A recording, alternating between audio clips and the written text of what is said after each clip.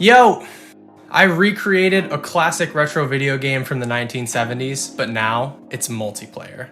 Before we get started, it would really help me out if you could press that subscribe and like button. It helps the YouTube algorithm do its thing. It helps my channel grow so I can keep making cool videos like this one.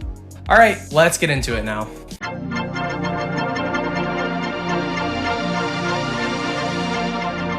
The game I decided to recreate a multiplayer version of is one you're probably familiar with from YouTube videos. It's called Snake. So what is Snake? Well, it's a subgenre of an action video game where the player's goal is to move the snake up, down, left, and right while collecting apples or some sort of fruit that grows the snake in length. The goal of the player is to grow the snake as long as possible without colliding into other obstacles, whether that's itself, the wall, or another player in the game.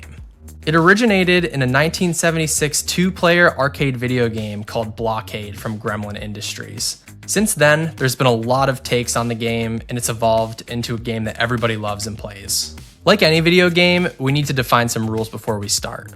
So rule number 1 is when our snake eats an apple, it increases by length 1. The snake can increase in length until it doesn't fit on the map anymore. This rule lets the player feel like they're progressing in the game and also makes it easier for the other opponent to collide into them, which means the more you collect, the better shot you have at winning. This brings us into rule number 2 for our game.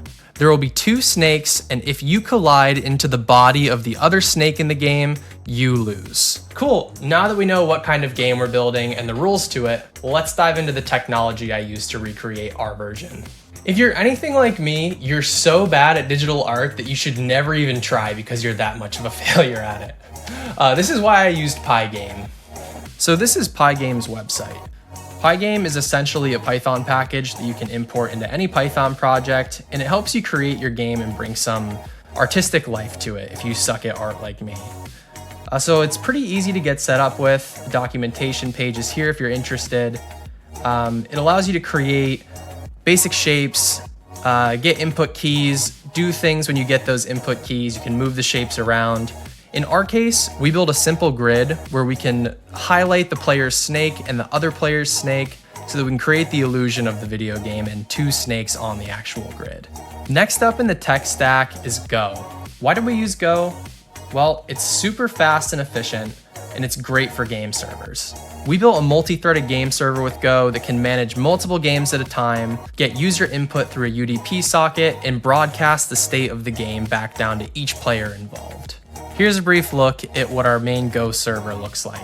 Lastly, to support multiplayer functionality, we deployed our Go server on an Amazon EC2 instance. The reason I did this is because it was fairly straightforward and I wanted to get some experience with Amazon EC2.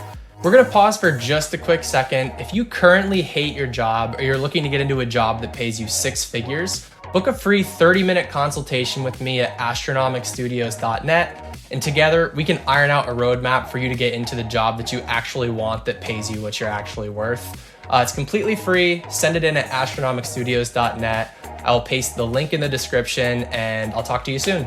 Awesome. Now that we went over the details of the game, let's launch the version I recreated and see it in action. We start up our Python scripts. There's one. And here's the other client connecting. Cool, so we have 2 game clients that have launched. And now when we press enter, it's gonna fire off to the server. 2 have joined and the game starts. It's pretty cool. So I'm controlling the green snake on the left right now. You can see as I grab the apple, I grow in length. The other snake is able to go along the border and it automatically moves. My game client is updating and growing my snake in length and displaying that on the other. So now if I click over here, I can control the blue one. So I can grow in length. And if I decide to crash into this snake, I lose. And I can play again. If I press enter, we can restart. And that brings us to the end of this video. I hope you enjoyed watching. If you did, feel free to like and subscribe, and I'll see you next time.